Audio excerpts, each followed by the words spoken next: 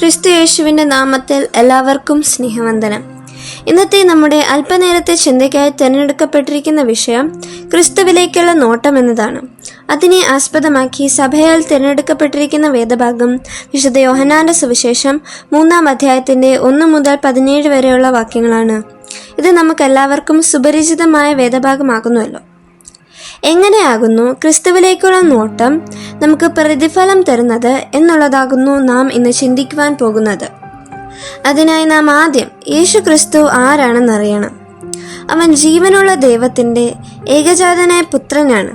മനുഷ്യരുടെ പാപങ്ങൾക്ക് വേണ്ടി കുറ്റമില്ലാത്തവനായി തൻ്റെ അവസാനത്തുള്ളി ചോര വരെ ഒഴുക്കിയ ദൈവപുത്രൻ ആണെന്ന് നാം അറിയണം. നമുക്ക് യോഹന്നാന്റെ സുവിശേഷം 3-1 മുതൽ 17 വരെയുള്ള വാക്യങ്ങൾ വായിക്കുമ്പോൾ നിക്കോദെമോസും യേശുവും തമ്മിലുള്ള സംഭാഷണം കാണാം. അവിടെ നിക്കോദെമോസിനെ യേശു ഉപദേശിക്കുന്നു.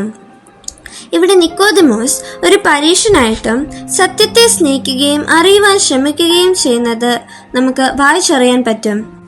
ഈ സംഭാഷണത്തിൽ നാം അറിയേണ്ടയും പാലിക്കേണ്ടയും കാത്തു സൂക്ഷിക്കുകയും ചെയ്യേണ്ട ചില കാര്യങ്ങളെ പറ്റിയാണ് ഞാൻ ഇന്ന് പറയുവാൻ പോകുന്നത്. ഇതിനെ ഞാൻ 3 വിഷയമായി തിരിക്കുവാൻ ആഗ്രഹിക്കുന്നു. 1. പുതുജീവനായി ക്രിസ്തുവിലേക്കുള്ള നോട്ടം. 2. മരുഭൂമിയിൽ ഉയർത്തപ്പെട്ട പാമ്പിനെ പോലെ ക്രിസ്തുവിലേക്കുള്ള നോട്ടം. 3. നിത്യജീവന് വേണ്ടി ക്രിസ്തുവിലേക്കുള്ള നോട്ടം. 1. പുതുജീവനായി ക്രിസ്തുവിലേക്കുള്ള നോട്ടം.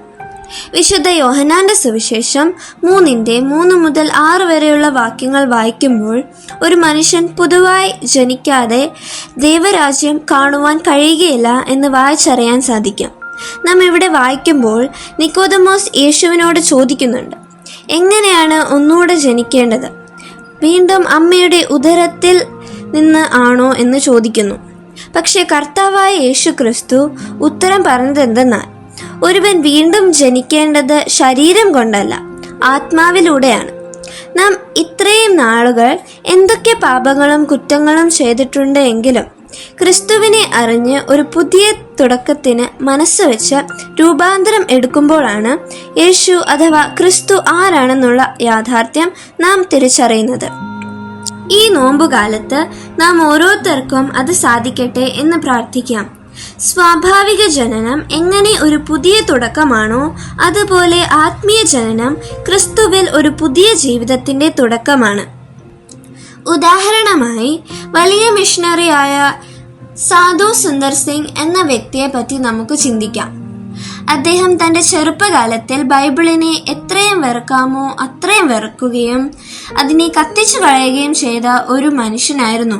എന്നാൽ തൻ്റെ അമ്മയുടെ മരണത്തിന് ശേഷം താൻ രൂപാന്തരപ്പെടുകയും ക്രിസ്തുവിനെ പറ്റി ലോകത്തിന് കാൽനടയായി പറഞ്ഞു കൊടുക്കുകയും ഒരു സത്യക്രിസ്ത്യാനിയായി രൂപാന്തരപ്പെടുകയും ചെയ്ത ഒരു വ്യക്തിയാണെന്ന് നമുക്ക് അറിയാൻ സാധിക്കും.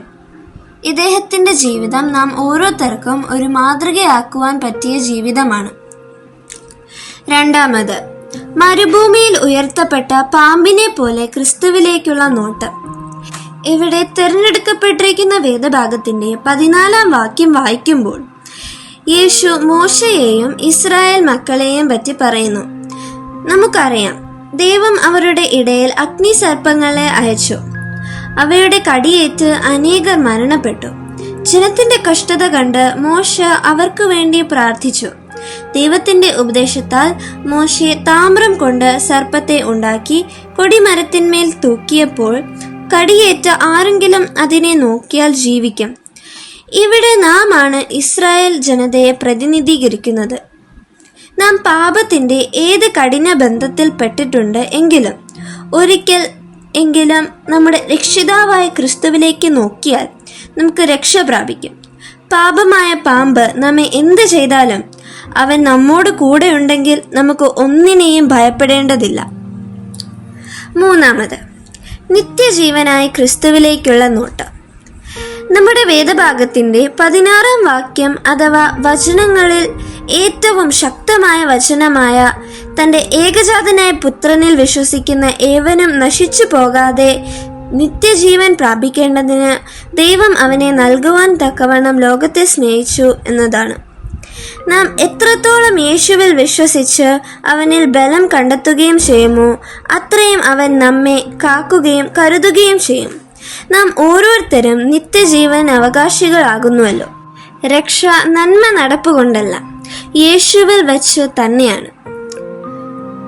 ക്രിസ്തുവിനെ നോക്കുക എന്നത് അവൻ ക്രൂശിൽ പൂർത്തിയാക്കിയ രക്ഷാപ്രവർത്തനത്തിൽ വിശ്വസിക്കലാണ്. നമുക്ക് ചിന്തിക്കാം, നാം എവിടേക്കാണ് നോക്കുന്നത്? വഞ്ചനയും ദുഃഖവും ലഹരിയും ആക്രമണവും പെരുകി വരുന്ന ഈ ലോകത്തിൽ നമുക്ക് ക്രിസ്തുവിലേക്ക് നോക്കാം. ഈ വചനങ്ങളാൽ ദൈവം നമ്മെ ഓരോരുത്തരെയും അനുഗ്രഹിക്കട്ടെ.